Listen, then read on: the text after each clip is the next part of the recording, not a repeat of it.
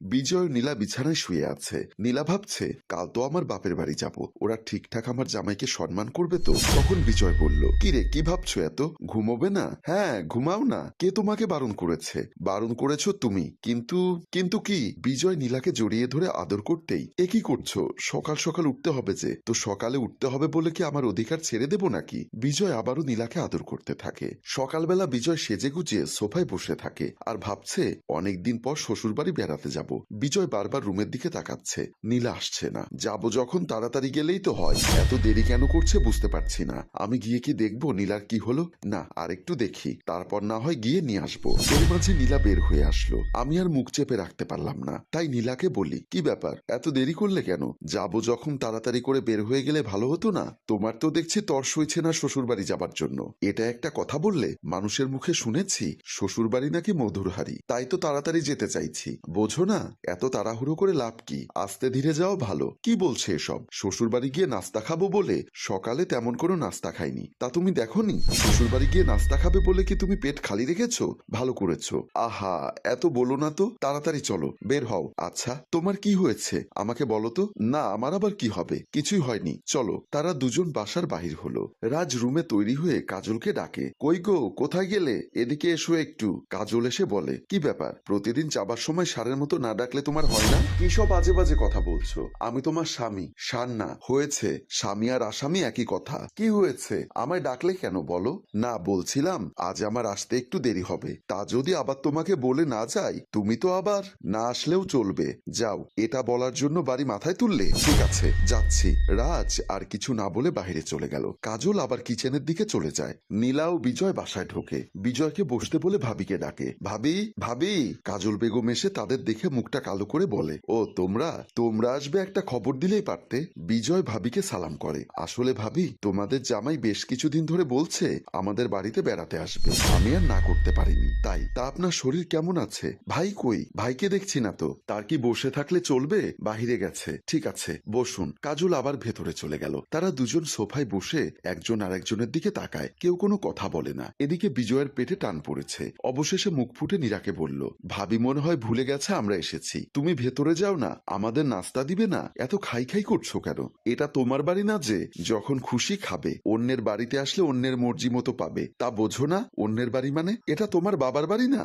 মা বাবা তো আর বেঁচে নেই যে তোমায় জামাই আদর করবে। এত কথা কেন বলো? যাও না একটু ভেতরে, এখানে বসে থাকো, আমি ভেতর থেকে আসছি। নীলা ভেতরে চলে যায়। বিজয় ভাবছে অনেকদিন পর আসছি, কটা দিন শ্বশুরবাড়ি থেকে যাব। এরই মাঝে নীলা কয়েকটা বিস্কিট আর এক কাপ চা নিয়ে এসে বিজয়ের সামনে রাখলে বিজয় নীলার মুখের দিকে তাকায়। তখন নীলা বলে, তাকিয়ে আছো কেন? আমরা তো আর খাবার নিয়ে আসিনি যে আমাদের জন্য নাস্তা বানিয়ে রাখবে। এখন এই দিয়ে সারো, বিকালে আমি তোমার জন্য নাস্তা বানাবো। বিজয় আর কোনো কথা না বলে চা বিস্কিট মুখে দেয়। রাতে রাজ বিছানায় বসে আছে, দেখে মনে হলো একটু রেগে আছে। এরই মধ্যে কাজল আসলে রাজ বলে, তুমি তো আমাকে একটা ফোন করতে পারতে, বাসায় মেহমান এসেছে, তাহলে আমি আসার সময় কিছু ভালো মন্দ বাজার করে নিয়ে আসতাম। এখন শব্দ সামার হয়ে গেল, তারা আসবে কই? আমাকে তো একটা ফোন করলো না। আমার বোন বাবার বাড়ি আসবে, এতে ফোন করার কি আছে? জামাই মানুষ কি মনে করবে বলো তো? এত চিন্তা করার কি আছে? কালকে ভালো মন্দ কিছু একটা রান্না করব, এত টেনশন করো না তো। রাত হয়েছে, ঘুমোও। কাজল আর কোনো কথা না বলে শুয়ে পড়ল। নীলা ও বিজয় বিছানায় দুজন দুদিকে শুয়ে আছে, কেউ কারোর সাথে কথা বলছে না। দুজনের মন খারাপ। নীলা মনে মনে বলছে, কত করে নিষেধ করেছি, আমার কথা শুনলো না, ড্যাং ড্যাং করে চলে এলো। আমি আমার জামাইকে ভালো মন্দ আপ্যায়ন করতে পারছি না। এদিকে বিজয় ভাবছে, কি ব্যাপার, আমরা এতদিন পর আসলাম, ওরা খুশি হবে মনে করেছিলাম, ওরা বেজার হলো আমাদের দেখে। যাক, কপালে যা আছে। বুঝলাম না, ওরা কি আপ্যায়ন জানে না নাকি আমাদের অবহেলা করছে? কোনটা? নীলা উঠে বসে বলে, ঘুম আসছে না তোমার? ঘুম আসবে না কেন? ঘুমলে ঘুম আসবে। তোমার ক্ষুধা লেগেছে তাই না?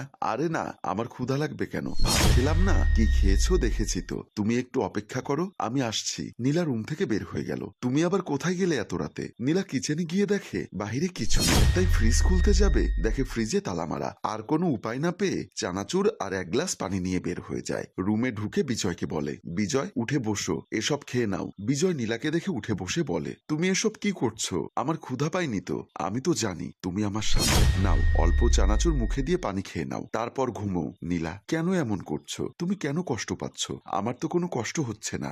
নীলা বিজয়ের মুখে চানাচুর তুলে দেয়। বিজয় তা মুখে নিয়ে নীলার চোখের পানি মুছে দেয়। পরদিন দুপুরবেলা টেবিলে খাবার রাখা আছে। কাজল টেবিলের সামনে সামনে দাঁড়িয়ে আছে। কাজল নীলাকে ডাকে, নীলা, নীলা, জামাইকে নিয়ে খেতে আয়। নীলা বিজয়কে নিয়ে এসে টেবিলে বসে। নীলা কাজলকে বলে, ভাবি, ভাইয়া আসবে না? আসার তো কথা, তোমরা খেয়ে নাও, তোমার ভাই আসলে খেয়ে নেবে। ভাবি, আমরা না হয় আরেকটু অপেক্ষা করি, ভাইয়া আসলে একসাথে খেতে বসবো। তা কি হয়? তুমি জামাই মানুষ, তোমাকে বসিয়ে রাখলে কেমন দেখায়? তুমি খেয়ে নাও, ও পরে খাবে। ভাবি এত করে যখন বলছে খেয়ে নাও। নীলা বিজয়ের প্লেটে খাবার তুলে দেয়। তরকারি দিতে গিয়ে দেখে ফার্মের মুরগি বেশি করে ঝোল দিয়ে রান্না করা হয়েছে।